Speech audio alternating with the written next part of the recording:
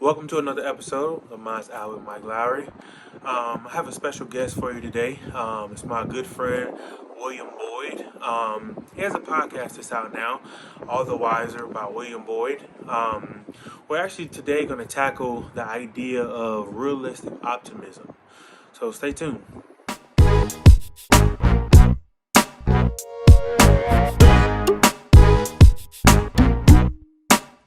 So, Mr. Mike Lowry, Yes, it's sir. an honor and a pleasure to be in your presence today. Same here. We are collaborating.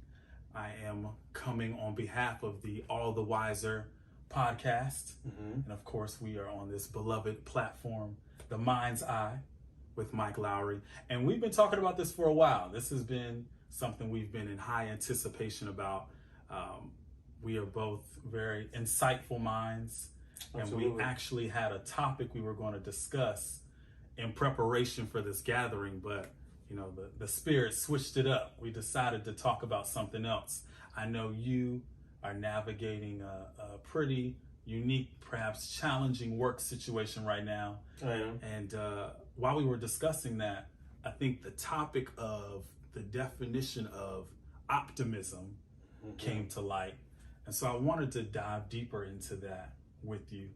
Sure. I don't know if you want to touch a little bit on what we were discussing, but more importantly, I wanted to hear your take on how to look at situations that are uncomfortable, uncertain, stressful, how you perceive looking at those things with optimism. What does that mean to you? And what is the benefit of having an optimistic outlook? Right. So let's start by the conversation we had prior. Yes, sir. So for me, initially, optimism was the idea of I can go fly a plane tomorrow. And obviously, that's really not what optimism is. So for starters, could you explain the root, idea of what optimism is? Because for me, initially, I thought was optimism is anything that I can hope and do, that even if it's not in my reach. Right.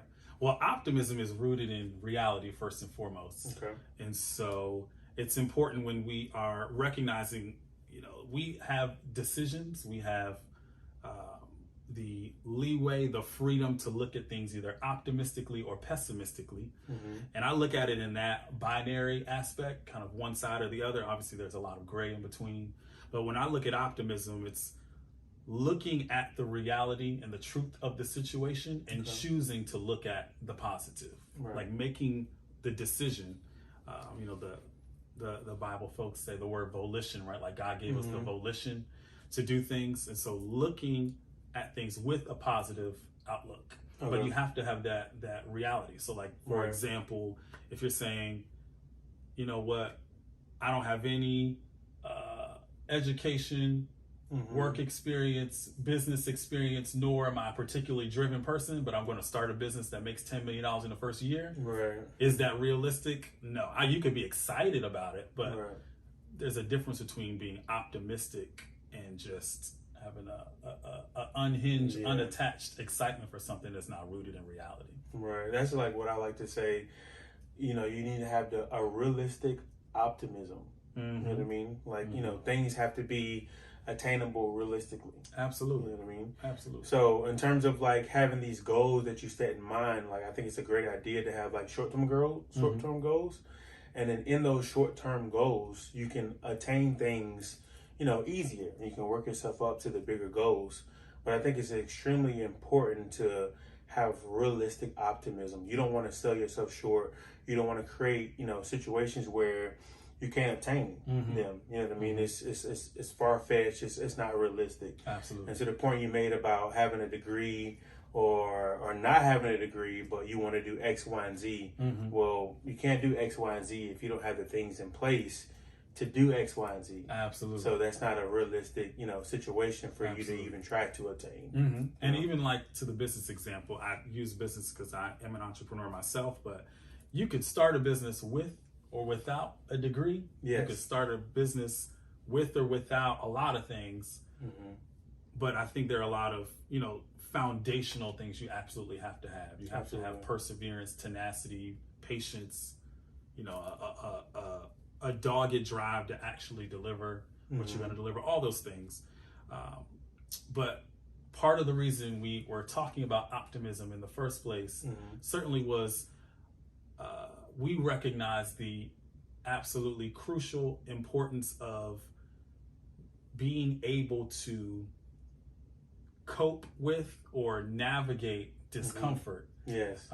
Because like we were talking about, situations that are unexpected, uncomfortable, just downright stressful, those things are inevitable. They're going to happen at some point in time. Absolutely. In the Bible, Solomon in Ecclesiastes is talking about there's a time for this and a time for this and a season for this and a season for this. It's a time and a season for everything. There's going to be a time and a season where you find yourself in a situation, in any context, relationally, professionally, that's just uncomfortable. What would you say in regards to optimism and the importance of choosing an optimistic outlook is helpful in the context of relationships, especially perhaps when you're starting off and maybe what you're projecting out for relationships? I think it's extremely important for us to be positive about whatever it is that we're going into, and having an expectation of good with whatever it is that we're going into. And also the idea of knowing that there can be struggles, there can be setbacks, there can be things that, may come up that, we may not like, what have you. And I think it's extremely important to go into these situations with an idea that, okay, this is the greatest outcome that's possible. And if it doesn't go well, what am I going to do about it? I think initially, if we go into situations where there's a relationship, or if it's a job or a business opportunity, and knowing that, okay, let me write down all the things that I hope for this to happen. Absolutely. As far as the business or the relationship or what have you.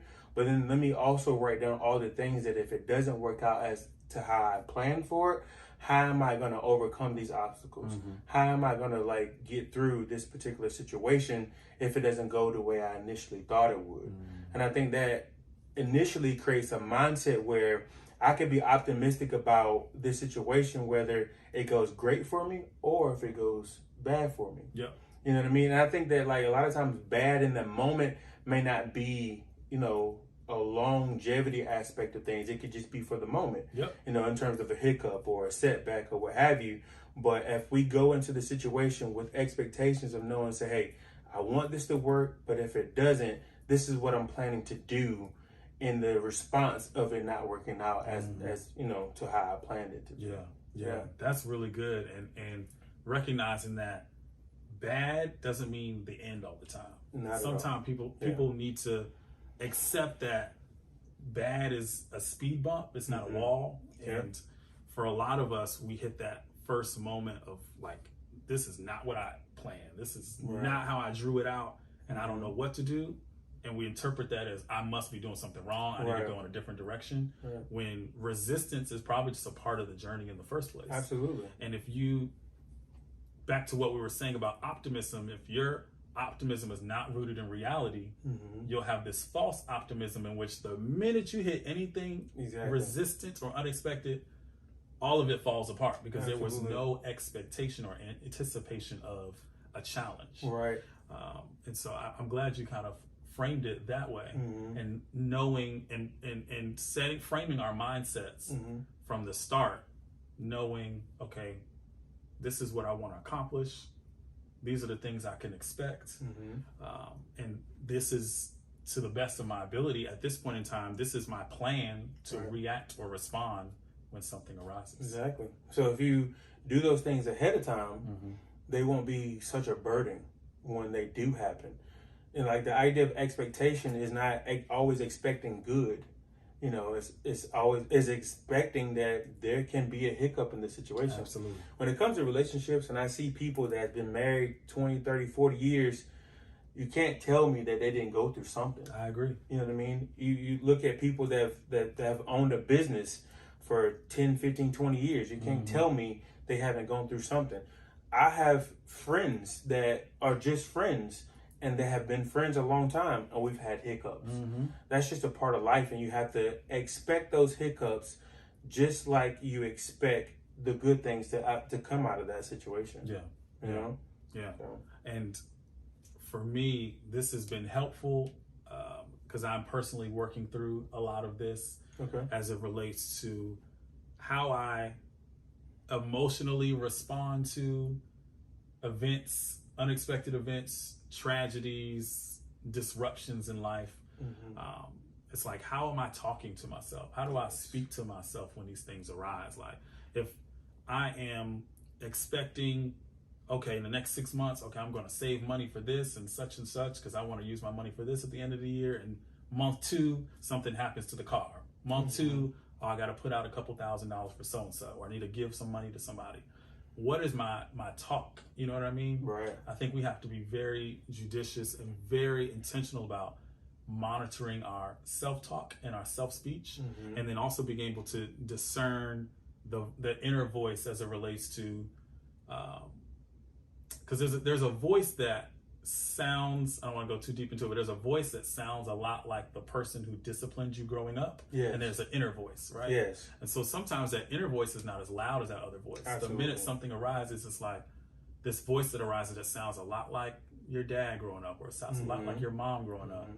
And then you have this inner voice that maybe a little bit quieter, but we need to really press into to really get a feel for what our self-perception is at that particular time. And if that self-talk is not healthy, that's a flag. That's an indicator we need to make some adjustments. Absolutely. For sure. Like, nobody talks to you like you talk to you. Come on now. Like, you know what I mean? So, and to that point, a lot of times we talk to ourselves, to the point you were making, based on our experiences, based on what our mom may have said, based on what our dad may have said, based on what we've seen. Yeah. So a lot of times we tell ourselves stories or things that we've heard before or we've seen before that may not necessarily be true. Absolutely. So it's extremely important to talk to yourself with grace. You know what I mean? You have to talk to yourself like, this is the things that, if it don't work out, give yourself some grace and talk to yourself like, look, maybe this just wasn't for you. That's right. You know what I mean? Maybe there was something else that was for you